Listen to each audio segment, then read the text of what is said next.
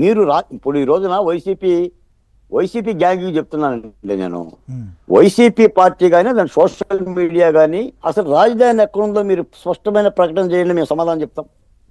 మీరు వస్తే రాజధానిని తుంచేస్తాము, రాజధాని లేకుండా చేస్తాము, అక్కడ ఒక సామాజిక వర్గం ఉంది, చంద్రబాబు నాయుడు గారి బినామీలో ఉండేయని మీరు అమరావతి క్షోభ గురించి మాట్లాడటం ఏంటి? నిన్న మొన్న రామారావు గారు అని చెప్పేసి అవును, మన రైతు పొందడంలోనే ఓ రైతు చనిపోయారు. నాకు చాలా పరిచయస్తులు, ఆయన ఉద్యమంలో కలిగిన వ్యక్తి. మేము పశ్చాత్తాపడ్డాం, అనుకోని సంఘటన జరిగింది, ఆయన హార్ట్ పేషెంట్ అని. దానిని సాకుగా తీసుకొని రైతులు చనిపోతున్నారని చెప్పి ఒక విష ప్రచారం చేశారు. అవును, రాజధాని అమరావతి ఉద్యమంలో నేనే రాశాను కదా, నేను నా అమరావతి రణం రక్తం రాజస్వం అని రాశారు. 274 మంది రైతులు ప్రత్యక్షంగాని పరోక్షంగాని అసూలు బాశారు. ఉమ్, ఏ ఒక్క వైసీపీ మంత్రి పరామర్శించలా, ఓ ఒక్క వైసీపీ ఎమ్మెల్యే పరామర్శించలా, ఏ అంబటి రాంబాబు అంబాని అరవలా, ఏ పేర్నినాని పిల్లి కోతలు కూడా కుయ్యలా. ఈ రోజున ఏదో కాకి గోల చేస్తున్నారు. ఒకటి మాత్రం నిజం సార్, చంద్రబాబు నాయుడు గారికి కానీ ఆంధ్రప్రదేశ్కి కానీ ఒక బృహత్తరమైన ప్రణాళిక అమరావతి మీద ఉంది. నేను ఇంకో మాట కూడా చెప్తాను శ్రీహరి గారు. అసలు ఈ రోజున నూతన సిటీ అమరావతి నగరాన్ని చూసే పారిశ్రామికవేత్తలు వస్తున్నారు. ఎస్, అమరావతిలో జరుగుతున్న అభివృద్ధి కార్యక్రమాలు సార్, నేను ఒక మాట చెప్పానండి, అమరావతి బంతి పువ్వులు పూసిన తోటల్లో క్వాంటమ్ వాలీ వస్తుందండి, అమరావతి మల్లెతీగ పందిట్లోకి బిట్స్ పిలాని వస్తుందండి. ఓ, అంటే నగరం ఒక పారిశ్రామికీకరణ జరుగుతుంది. ఓకే, మీకు బంతి పువ్వులు పండించిన ఎకరాకు వచ్చే ఆదాయం, క్వాంటమ్ వాలీ వస్తే ఆ ప్రాంతానికి కానీ ఆ ప్రజలకు కానీ కలిగే లాభం బేరీ చేసుకొని మాట్లాడాలండి. ఎస్, ఈ రోజున గూగుల్ అమ్మ విశాఖపట్నం వస్తుంది అంటే భారతదేశంలో 28 రాష్ట్రాలు విశాఖ వైపు చూస్తున్నాయండి. అవును, ఈ రోజున మేము చెప్పేది ఏంటంటే చికెన్ మార్కెట్లు పెడదాం, మటన్ మార్కెట్లు పెడదాం, ఎస్, లేదంటే కిచిడీలు తయారు చేద్దాం, కూరగాయలు పండిద్దాం, ఈ టైపు కాదండి.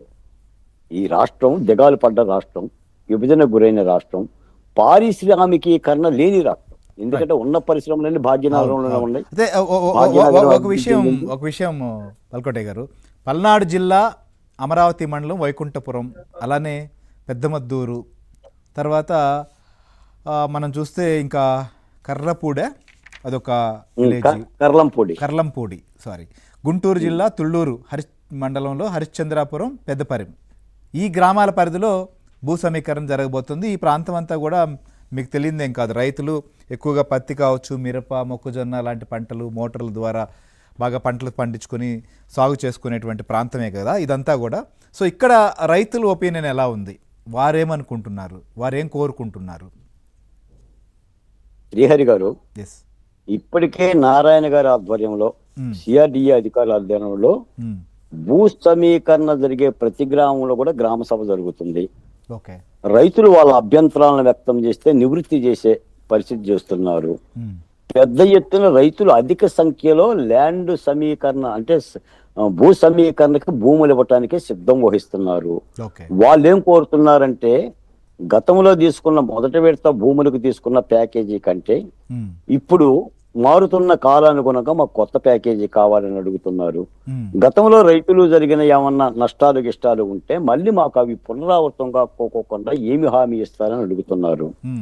అసైన్మెంట్ రైతులు కూడా అడుగుతున్నారు. ఇలాంటి సమస్యలను కూడా పరిష్కరించుకొని ప్రభుత్వం ముందుకెళ్లే ప్రయత్నం చేస్తుంది తప్ప అమరావతి నేల మీద ఏ రైతు కంట కన్నీరు పెడితే అది చూస్తూ కూర్చోటానికి ప్రభుత్వం సిద్ధంగా లేదు.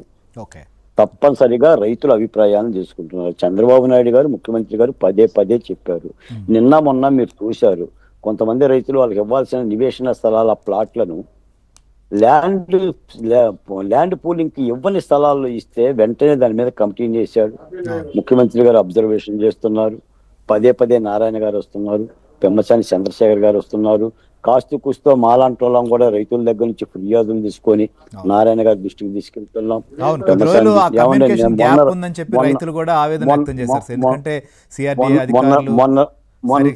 మొన్న మండలంలో రామారావు గారు చనిపోతే పెమ్మసాని చంద్రశేఖర్ గారు అక్కడికి వస్తే రైతులు మాట్లాడాలి అంటే నేనే అడ్డుపడి, మంత్రి గారు మీతో మాట్లాడతారంట రైతులు, వీళ్ళతో మాట్లాడండి, వాళ్ళ అభిప్రాయాలు వినండి అని చెప్పేసి ఆ ఇల్లు పోతున్న మన వరలక్ష్మి లాంటి రైతు మహిళా నాయకులతో కూడా నేను మాట్లాడించిన వాడిని.